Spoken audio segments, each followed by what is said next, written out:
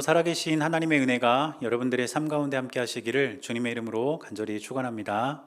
오늘은 대강절 말씀 기도의 첫 번째 날입니다. 오늘 우리에게 주시는 하나님의 말씀은 이사야 7장 10절에서 17절까지 말씀입니다. 여호와께서 또 아하스에게 말씀하여 이르시되 너는 내 하나님 여호와께 한 징조를 구하되 깊은 데에서든지 높은 데에서든지 구하라 하시니 아하스가 이르되 나는 구하지 아니하겠나이다. 나는 여호와를 시험하지 아니하겠나이다 한지라. 이사야가 이르되 다윗의 집이여 원하건대 들을지어다. 너희가 사람을 괴롭히고서 그것을 작은 일로 여겨 또 나의 하나님을 괴롭히려 하느냐. 그러므로 주께서 친히 징조를 너희에게 주실 것이라. 보라, 처녀가 잉태하여 아들을 낳을 것이요 그의 이름을 임마누엘이라 하리라. 그가 악을 버리며 선을 택할 줄 알 때가 되면 엉긴 젖과 꿀을 먹을 것이라.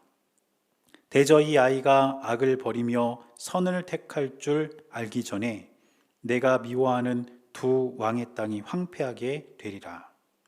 여호와께서 에브라임이 유다를 떠날 때부터 당하여 보지 못한 날을 너와 내 백성과 내 아버지 집에 임하게 하시리니 곧 아수르 왕이 오는 날이니라. 아멘. 이제 오늘부터 열흘 동안 대강절 말씀 기도회를 함께 진행합니다. 너희 주가 오시리라, 이런 제목을 정하고 함께 말씀을 나눌 텐데, 이 대강절을 지내면서 이 말씀 기도회를 통해서 이 땅에 구주로 오신 예수 그리스도를 저와 여러분들의 마음으로 받아들이고 다시 한번 우리 예수님께 집중하는 그런 귀한 시간이 되시기를 주님의 이름으로 간절히 축원합니다. 구약 성경을 보면 이 땅에 오실 메시아에 대한 예언의 기록들이 많이 있습니다. 그래서 구약 성경을 오실 메시아에 대한 기록이다 이렇게 하고, 또 신약 성경은 오신 메시아에 대한 기록이다 이렇게 말하기도 합니다. 특별히 구약 성경 가운데서 오실 메시아에 대한 예언이 가장 많이 기록된 책을 하나 꼽는다면 이사야서를 꼽을 수가 있습니다. 그런데 이사야서에 기록된 이 메시아에 관한 예언이 무조건 메시아에 관한 말씀으로만 주어진 것은 아닙니다. 당시 시대 상황 속에서 하나님께서 이사야 선지자를 통해서 말씀하신 것이고, 그 말씀이 이제 메시아를 통해서 궁극적으로 성취가 되는 것입니다. 그래서 우리는 대강절 말씀 기도를 통해서 이사야 말씀들을 계속 살펴볼 텐데, 이 말씀을 살펴보면서 두 가지를 염두에 두어야 합니다. 첫째는 뭐냐면 이사야서 이 본문이 당시 시대 상황에서 의미하는 것은 무엇인가 하는 것입니다. 하나님께서 이사야 선지자를 통해서 이스라엘 백성들에게 하나님의 말씀을 전해주셨는데, 그것이 그 시대를 살아가는 사람들에게 과연 어떤 의미가 있었느냐를 우리가 알아야 된다는 것이죠. 그런 다음 두 번째는 뭐냐면 이사야를 통해서 주신 그 말씀이 그러면 메시아 예언으로서는 무엇을 의미하는가, 바로 이것이죠. 단지 이사야 시대에만 주신 그 말씀이 아니라 그 말씀이 메시아 예언으로서는 과연 어떤 의미를 가지는가, 이것까지 우리가 함께 살펴야 한다는 뜻입니다. 그래서 이 두 가지 사실을 좀 염두에 두고 앞으로 먼저 본문에 대해서 우리가 먼저 의미를 좀 찾아보고, 그 다음 그 말씀이 메시아 예언으로서 어떤 의미를 가지는지 살펴보도록 그렇게 하겠습니다. 오늘 우리는 이사야 7장을 본문으로 함께 읽었는데, 이 7장의 본문의 배경은 유다왕 아하스의 시대입니다.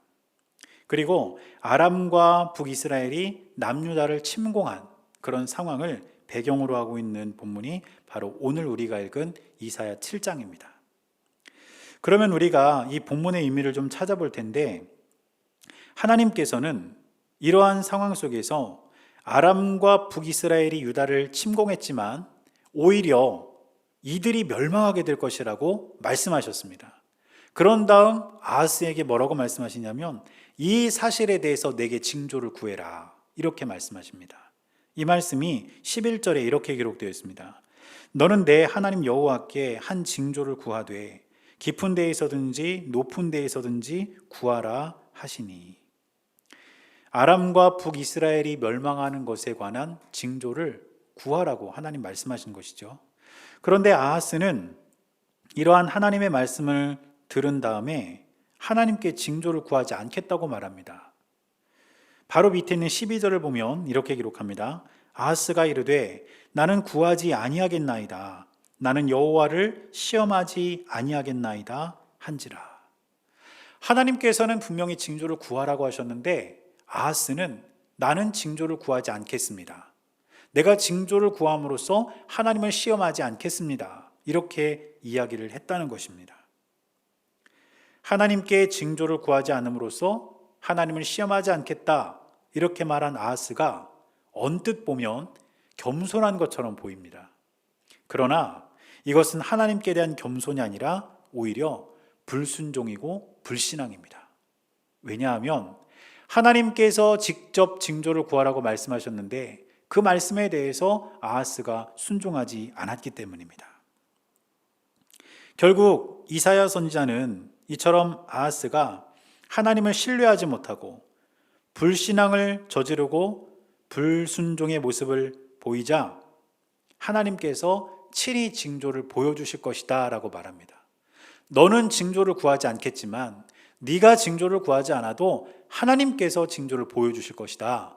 이렇게 이야기하면서 14절 말씀을 전합니다. 14절을 보니까 이렇게 기록하고 있습니다. 그러므로 주께서 친히 징조를 너희에게 주실 것이라. 보라, 처녀가 잉태하여 아들을 낳을 것이요 그의 이름을 임마누엘이라 하리라. 하나님께서는 아하스가 징조를 구하지 않아도 징조를 보여주실 것이라고 말씀하시면서 바로 그 징조가 처녀의 몸을 통해 태어난 한 아이일 것이라고 이사야 선지자를 통해서 말씀하신 것입니다. 그리고 하나님께서는 이렇게 태어난 이 아이를 통해서 계속해서 앞으로 일어날 일에 관해서 말씀을 해주셨습니다. 이 아이의 어떤 자라는 때와 관련해서 하나님께서 앞으로 일어날 일들을 말씀해 주시는데 먼저 15절을 보니까 이렇게 기록하고 있습니다. 그가 악을 버리며 선을 택할 줄 알 때가 되면 엉긴 젖과 꿀을 먹을 것이라. 악을 버리며 선을 택할 줄 알 때, 이 아이가 자라서 어느 정도 자라서 악을 버리고 선을 택할 줄 알 정도가 되면 바로 그때 어떤 일이 일어날 것이라는 뜻입니까? 엉긴 젖과 꿀을 먹게 되는 일이 일어나게 된다는 거예요. 그런데 엉긴 젖과 꿀은 야생의 음식입니다. 다시 말하면 이스라엘 땅에 큰 황폐함이 닥침으로써 이들이 음식을 마음껏 먹을 수 있는 그런 상황이 아니라 야생에서 얻을 수 있는 음식으로만 염려를 해야 될 그런 일이 닥치게 된다는 것을 이야기하고 있는 것입니다. 또 16절을 보면 이렇게 기록하고 있습니다. 대저 이 아이가 악을 버리며 선을 택할 줄 알기 전에 내가 미워하는 두 왕의 땅이 황폐하게 되리라. 아까 15절에서는 이 아이가 악을 버리며 선을 택할 줄 알 때가 되면 어느 정도 자라면 바로 그때 이스라엘 땅이 황폐하게 될 것이다. 이렇게 말씀하셨는데 16절에서는 이 아이가 그 때가 되기 전에 내가 미워하는 두 왕의 땅이 황폐하게 될 것이다. 이렇게 말씀하십니다. 이 두 왕은 다름 아닌 아람과 이스라엘을 뜻합니다. 그리고 실제로 역사 속에서 아람과 이스라엘은 멸망하게 되는 것을 볼 수가 있습니다. 따라서 하나님께서는 하나님을 신뢰하지 못하는 아하스 왕과 그 세대를 향해서 하나님께서 항상 함께 계신다는 징조로 한 아이를 보내주실 것이다 라고 말씀하셨고 그 아이가 자라는 그 때를 기준으로 어떤 일이 일어날 것인지를 분명히 말씀하심으로써 하나님의 살아계심을 아하스와 이스라엘 백성들에게 친히 보여주고 계셨던 것입니다. 그렇다면 이 본문이 메시아 예언으로서는 과연 어떤 의미를 가질까요? 이제 시간이 흘러서 마태는 복음서를 쓰면서 예수 그리스도의 탄생을 기록합니다. 그런데 그 예수님의 탄생을 기록한 마태는 뭐라고 이야기하냐면 예수 그리스도의 탄생, 즉 메시아로 오신 예수님의 그 탄생은 어쩌다 일어난 일이 아니라 하나님께서 선지자를 통해서 미리 말씀하신 것을 이루려 하심이라 이렇게 밝히고 있습니다. 그러면서 마태가 인용하는 말씀이 바로 오늘 본문의 14절입니다. 마태복음 1장 23절을 보면 마태는 이 말씀을 그대로 인용합니다. 보라, 처녀가 잉태하여 아들을 낳을 것이요 그의 이름은 임마누엘이라 하리라 하셨으니 이를 번역한즉 하나님이 우리와 함께 계시다 함이라. 여러분, 마태가 이 말씀을 메시아 탄생에 관한 말씀으로 인용했다는 것은 그 당시 사람들도 이 말씀을 메시아 탄생에 관한 예언으로 이미 알고 있었다는 뜻입니다. 그리고 예수 그리스도의 탄생을 기록하면서 바로 이분이 이사야가 예언했던, 하나님이 이사야 선지자를 통해서 말씀하셨던 바로 메시아 임마누엘이시다 이렇게 밝히고 있는 것이죠. 사실 하나님께서는 이 세상을 향해서 끊임없이 말씀하셨고 끊임없이 구원의 길을 열어주셨습니다. 먼저는 하나님이 직접 말씀하기도 하셨죠. 들리는 음성으로 사람들에게 말씀하셨습니다.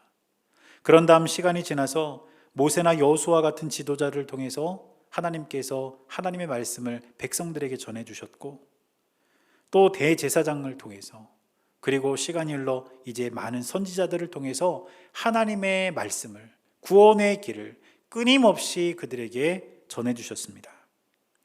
그러나 역사 속에서 악한 세상은 하나님께 대한 믿음도 없었고 하나님께 어떤 징조도 구하지를 않았습니다. 결국 계속해서 하나님을 떠나고 하나님을 등지고 우상을 섬기며 하나님 말씀에 귀 기울이지 않고 하나님께 징조를 구하지 않는 이 세상을 바라보시던 하나님께서는 마지막 수단으로 이제 하나님의 독생자 예수 그리스도를 세상에 보내주심으로써 하나님이 지금도 우리와 함께하고 계심을, 하나님이 여전히 우리에게 말씀하고 계심을 우리에게 가르쳐 주기를 원하셨던 것입니다.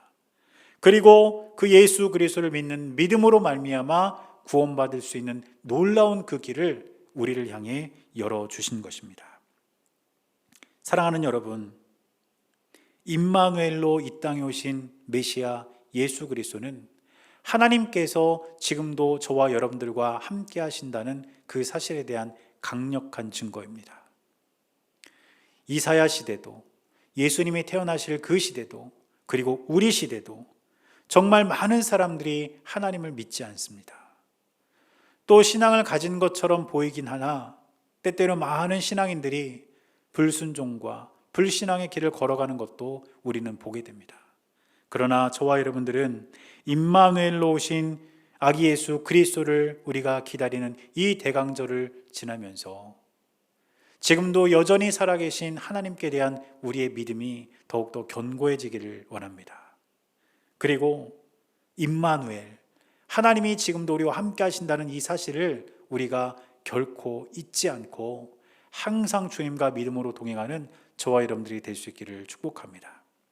그래서 오늘 대강절 말씀 기도의 첫 번째 시간 우리가 함께 나눌 기도 제목은, 먼저는 우리가 하나님께 대한 흔들리지 않는 믿음을 갖도록, 세상은 하나님을 떠나고 세상 사람들은 하나님이 없다 말하지만 우리는 흔들리지 않는 믿음을 가질 수 있도록 우리가 같이 기도하고, 또 두 번째로는 임마누엘, 하나님이 지금도 우리와 함께하고 계신다는 그 사실을 우리가 잊지 않고 항상 살아갈 수 있도록 우리가 함께 기도했으면 좋겠습니다.